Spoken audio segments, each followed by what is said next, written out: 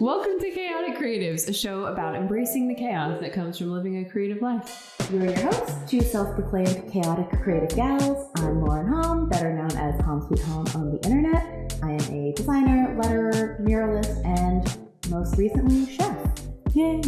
I think I yay every time. I'm Rachael Renee. I am your internet hype gal. I am here to encourage you to use play as a tool to live a more creative and fulfilling life.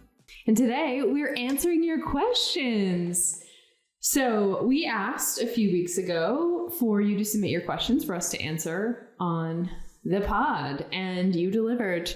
So I have the list of questions sort of in front of me, and I'm gonna take the lead on asking them. Do you want to move stuff? No, it's actually perfect. I have it zoomed in quite a bit for my aged eyes. So I'm gonna kick us off. I kind of organized them, but I'm sure we'll go off on our own tangents. And cool. Yeah, let's get started. The first one, do you have any announcements you'd like to make, I guess, before? Nope. Great. Same.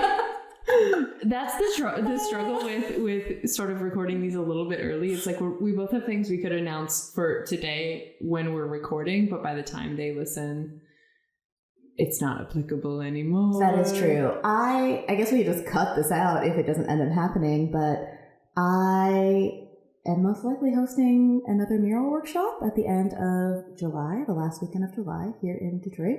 While I'm still in the studio space, I figured I may as well make the most of it, and I've been craving a lot of in-person gatherings, and it's really been scratching my itch of like combining teaching creative stuff with hosting. Like instead of hosting a dinner party, I'm hosting. I love that. I get to like, it does scratch some of that itch of like party planning. Absolutely. Yeah.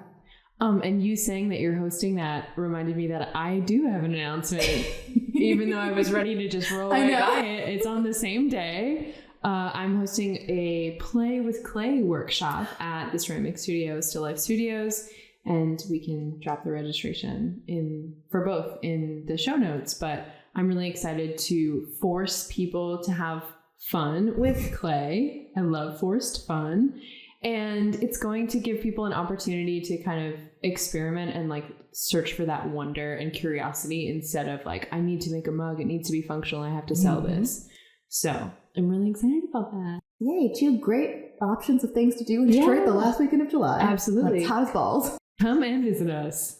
Okay. So let's jump into the questions. The first one, and I'm just going to read these verbatim. I could have done a better job about putting them into Rachel's speak, but I'm not going to. I may have missed it, but I was wondering how long you've both been doing creative work and how old you both are. Oh yeah, I wanted to kick us off with the millennial ankle question. Lauren is definitely a millennial with millennial ankle, and Rachel's Gen Z ? And I think it's funny when I read this, I texted Lauren right away and I was like, what's millennial ankle? So I'll let you start on answering how long you've been doing creative work, how old you are, if you feel like sharing, and yeah, we'll go from there. Absolutely. I am 33 years old. Confirmed millennial. So yeah, in my head, maybe Kristle has to add this, like an air horn, like 33 millennial. When I first saw that question, I was like, I guess it means I dress my age? Like, what is Yeah. Kristle had to explain it to us. Like, it's just like cut. Discourse of the cut of pants and length of socks. It's funny because I haven't worn socks at all. But like the low cut Vans, I understand. Yeah. So maybe they thought there were no show socks under there, and you're like, not this gross girl. No, just straight feet. Free ball in it. How long have you been doing creative work? I guess through a professional lens, I started doing, I think the first time I ever got paid for creative work was sophomore year of college, but I've been doing this full-time, like working self-employed since 2014. So 10 years self-employed, doing freelance design work, but started tinkering around in college in like 2010. Awesome. Yeah. And actually, I guess this may come as a surprise to this listener slash watcher, but I'm older than Lauren. I'm 34, also a millennial, and I have a jobby job. So I have never been self-employed fully, but I have been always a creative person, and I've cycled through various creative iterations of my business. I guess the most official version of that would have been in 2014 for me too. I started my stationery business, which is now no longer a thing, although I am itching to make goods products right now. I'm working on that. I had a really fun design working session where people could join and give feedback. It was fun. Did you get real-time feedback? Mm-hmm. Yeah, it was fun. Only a couple people showed up, which is absolutely fine and more intimate. And so I kind of shared my merch designs, and I'm going to make hats again in a new colorway from one of the same designs as last time, and also patches. Ooh. Because I love patches. That's what I collect when I go on vacation. And it also, we had a really nice conversation about like Girl Scout patches, how when you do an activity, you get a patch. Oh, and so like as a chaotic creative who has a million interests, like, what a perfect thing to like get the patch that identifies your creative interest at that time. Mm-hmm. So I'm still working on that. But they offered me feedback on colorways, and we had lovely discussion, and yeah, it was really fun. So yeah, 10 years for me too. It's just had a lot of different iterations. Yeah, I think most people have been doing creative work for a lot longer than they ever started like wanting to get paid for it. Yeah. But it's all setting the stage for future experiments. Absolutely. Yeah, we're just chaotic creative gals. Okay, so next question. What's your definition of chaos? Like when we talk about chaotic creative, like what does that mean for you? The best, I guess, metaphor I can think of is like when your eyes are bigger than your stomach, when you're so hungry and you only have so much room. Yeah, that's a great analogy. It's like showing up to a buffet hungry. Mm-hmm. Going to the grocery store hungry. Ooh, rough. Yeah, I think that's my definition of chaos, because before I ever like identified as a chaotic creative, I used to say like creativity is an all-you-can-eat buffet, which is true. Mm-hmm. Like anything is possible. I think that's the wonderful thing, but it's like you only have so much space on your plate. That is really such a good analogy, because we're all creative. There's something for everyone, but we only have so much time and capacity to be able to actually... Before they kick you out of the buffet. Yeah. Yeah. There's a time limit on every buffet. Yeah. Wow, I haven't been to a buffet in a really long time. Me either. Should our next meetup be at a buffet? No, absolutely not. I'm never opposed to that. Are you kidding? Love to eat. There's no Michigan buffet chains? I'm sure there are. We had Hometown Buffet growing up. It's like, I don't know if it's national, but it was... Oh, like buffet is in the name. Yeah, it was like a chain of buffets. This is a lack in my life. We're going to have to remedy this. Yeah, I think my definition of chaos is I don't know that I can top that. That was perfect. You can piggyback on mine. Chef's kiss, if you will. Less labor done. Yeah. Take it it's easy. A team effort.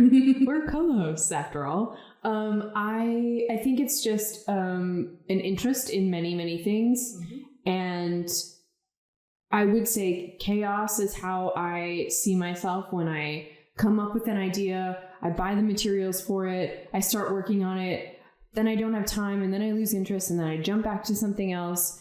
And I think what we talk about in this podcast is like wrangling that, finding focus, niching for now, and being able to actually work on things, knowing that the other things will always be there, or there are ebbs and flows to our creative interests. So I think when I define myself as a chaotic creative, which I have been in a couple of my bios, like my professional bio lately, it's fun. Rachel's a chaotic creative.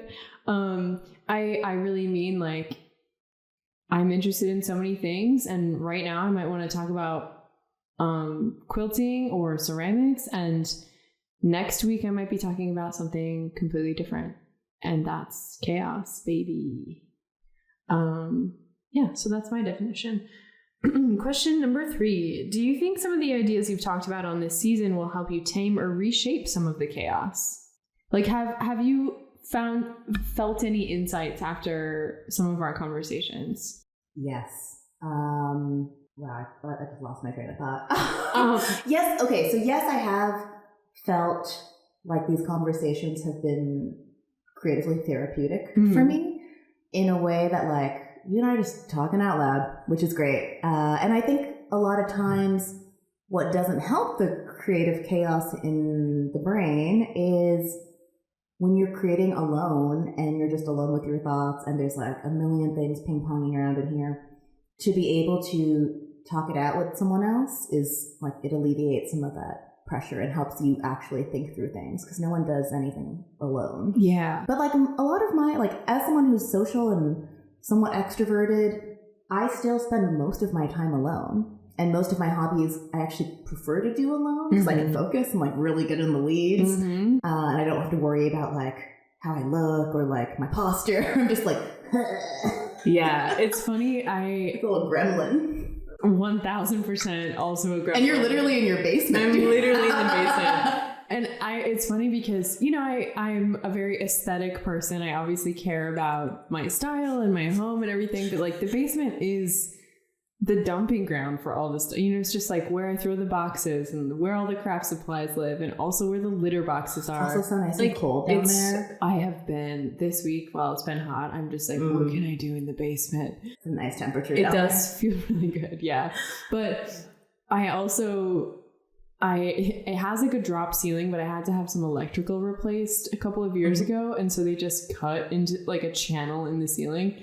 And every time, I also like to record a lot of my creative processes because I want to make reels that are like, hey, just a reminder, like, you know, doesn't have to be pretty, but it is so sad when I'm recording something in my basement and there's like the carved out ceiling and I'm usually like in mismatched sweatpants. Sometimes in the winter, I wear my hood and then I put my headphones over it's just like, very not aesthetically pleasing. Yeah, I'm also a gremlin. Yeah.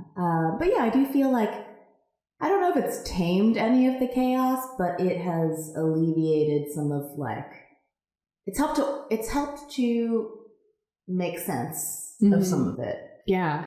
I used this analogy in a previous episode, but I keep thinking about sort of like my creative path as a braid, where, you know, some of the hair may branch out and like try things, but then like through conversation with you, through talking ideas out, through trying things, like it refines it back into like the full path, but it's winding and it has a chance to, for whatever reason, that image always comes into my head when I'm thinking about. That's really beautiful.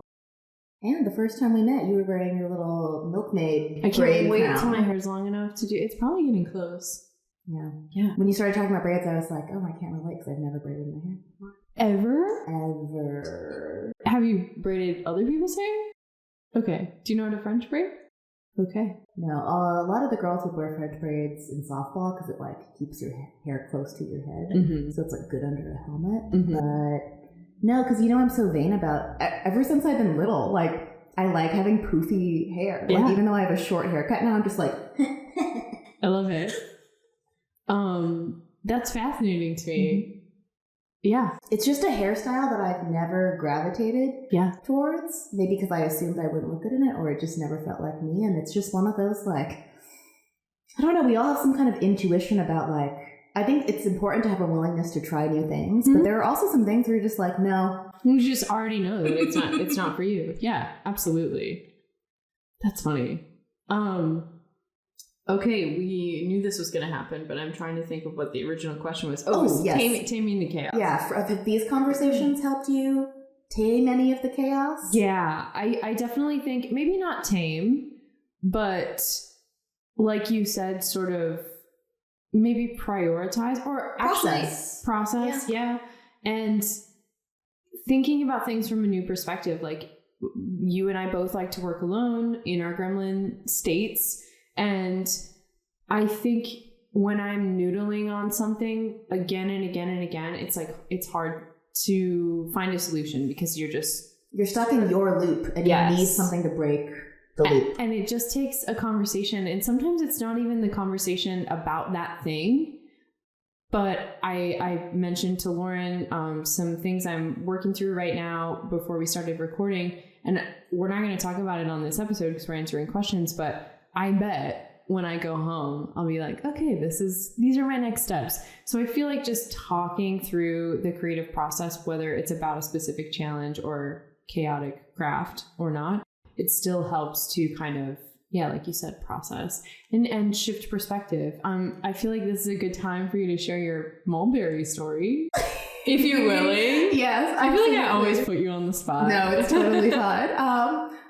Before I share the mulberry story, I was going to say I feel like it's like us offering pseudo therapy to each other. Yeah. Because that's like what therapists have offered me, is like another perspective, like a space to process your thoughts. Which is also like what we always do when we go to dinner or hang in our personal lives, and why we decided to start the podcast. Absolutely. Okay, mulberry time. So I know you normally ask this question at the end of the pods about like, what are you excited about? What are you working on?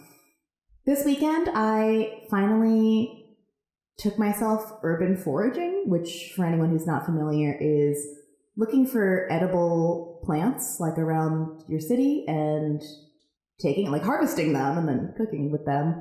It's something I've been interested in for a long time as a gardener. And now that I don't have an outdoor space here in this apartment, I was like, I need to get outside more. The weather's getting nice. Now it's too hot, but I was looking for a group to do it or like some kind of class, but I couldn't find one. And so I did a lot of online research on my own, and I've been wanting to do this for like 6 months. And I have been waiting for permission, like through a group or something. And it is in general best to go with someone else for safety, especially if you're going into like off the beaten path. Yeah. Especially as a solo woman, that's probably not the best idea. But I'm just going to it's like a state park down by the river, or like public lots of land in your neighborhood that you're familiar that I'm familiar with in the daylight. And so the thing I've been foraging is mulberries and juneberries because they're easy to spot around the city. And I finally was like, I'm gonna stop waiting to do this, and I have enough. I've done all the like deep Reddit research, like read all the guides online. Like I think I have enough of a bearing to like give this a try. Like, I'll start with berries. They're not going to kill. I know the ones that aren't going to kill me. Yeah. And even then, you're supposed to like take a little bite and see how you feel after like a couple hours. But I know what a mulberry looks like. Yeah. And so I started doing it on Saturday, and I think I texted Kristle about it. I was like, I just found a new hobby, and it's something I've been wanting to do for a long time. I finally did it. And whatever the like love at first sight version of like a hobby is, that's what I feel about this. It is such a nice way to spend time outside and to notice like my neighborhood in a completely different light, like around me. In one episode, you talked about looking at the colors in the post office, or like if there's interesting rocks or feathers in your neighborhood. And I think through having an interest in foraging and now looking up at trees and plants and seeing like, oh, what's that? Like being able to identify things. It's like bird watching, but for plants, where I'm looking at things with a new sense of like awe and like kind of childlike wonder. And it's really sweet and nourishing, and I get to spend time outside. And I love that. Now I have a ton of mulberries. So I feel like it kind of relates back to the question of like maybe not taming or reshaping the chaos, but giving a fresh perspective. Like, I'm not saying that me talking about finding the colors of the rainbow in the post office is what made you enjoy this new sense of wonder in your neighborhood. But the more that we talk about this, the more I think we have the capacity to notice those things. Yeah, and I also think those conversations, like, I don't remember them verbatim, but things get planted in your subconscious. And like, there's little sticky bits that like your mind clings onto, and maybe they're just good Post-it note reminders in your brain of like, I should do this. Or if you notice, like, oftentimes it takes the existence of someone else, like a third party perspective, to be like, you talk about this a lot, or like this is coming up a lot for you, or like checking in with you about how projects are going that holds you accountable or reminds you like, oh yeah, I have been saying I've been wanting to do that thing, or I feel this way. Mm-hmm. And so it is helpful. Yeah, I have a similar sort of experience to that. And I'm sure that on previous episodes, I have talked about my repulsion to running. Oh, same. However, the past like couple of months, I've been thinking about it. And normally that means like I'm in a pretty low state, like maybe a depressive episode where I'm like, I need to run to just like process my feelings. Yeah, because your body, like burning off like energy and moving your body is a way to process emotion. Absolutely. And it like an aggressive form of moving your body is running when you're not a runner.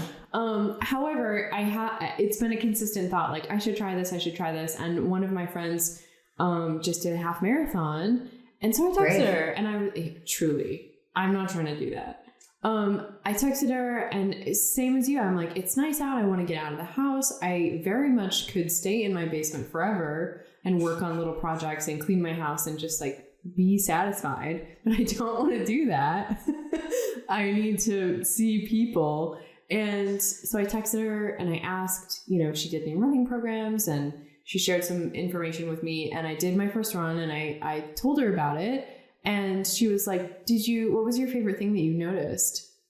And I was like, oh my God, this is what I tell people to do all the time, to pay attention to like the little things, find the cool rocks, whatever. But of course, in the moment in running, I'm like, my body hurts. This is hard. I should be more in shape than, but I actually did notice a couple of things, and that made me pay attention to things, I guess, with a little bit more joy on the following runs. And then I told her about that and how impactful her just asking that simple question was for me. And then I decided to document, because I'm a documenter, love to write things down, journaling, photos, videos, all the things. And I'm like, okay, I did 1 week of this training program. So I did 3 runs. I want to write down what my favorite little thing was, also how I'm feeling after the first week. And I decided to make them into little mini poems, like the things I saw. So it's like 1 or 2 sentences about each thing.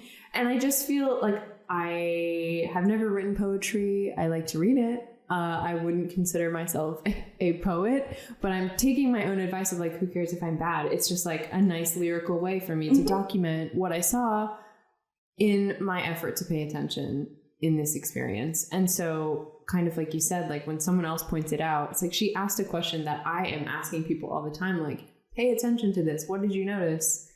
And it was lovely. And I think just human interaction and connection helps you pull that creativity or pull that inspiration out of you.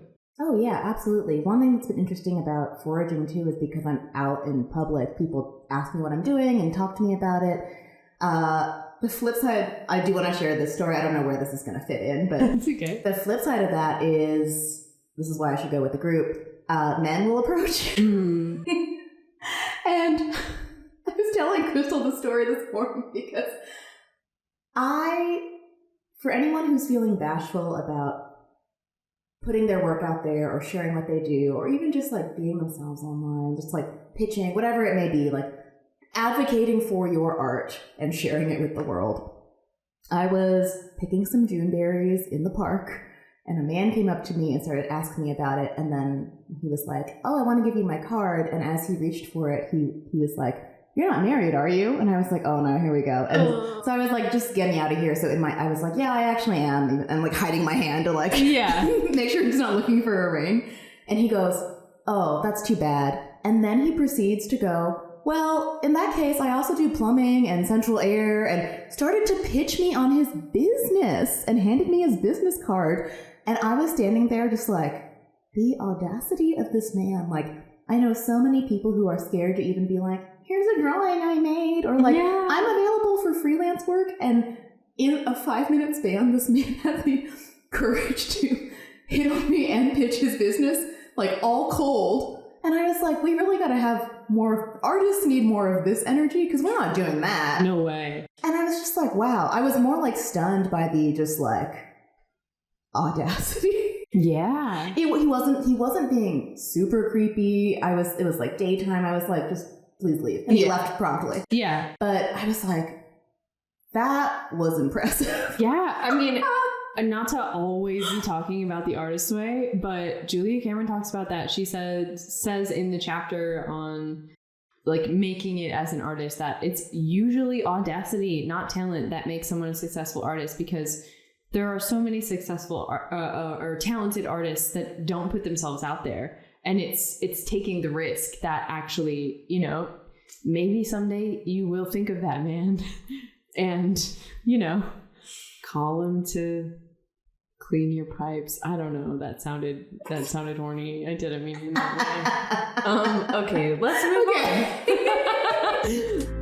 Hey pals, we are still getting used to our fancy new mics, which you may have seen. And as we were making adjustments, we took a pause on answering the questions. So we're splitting this into 2 episodes. This was the first part, and the second part will be out in 2 weeks.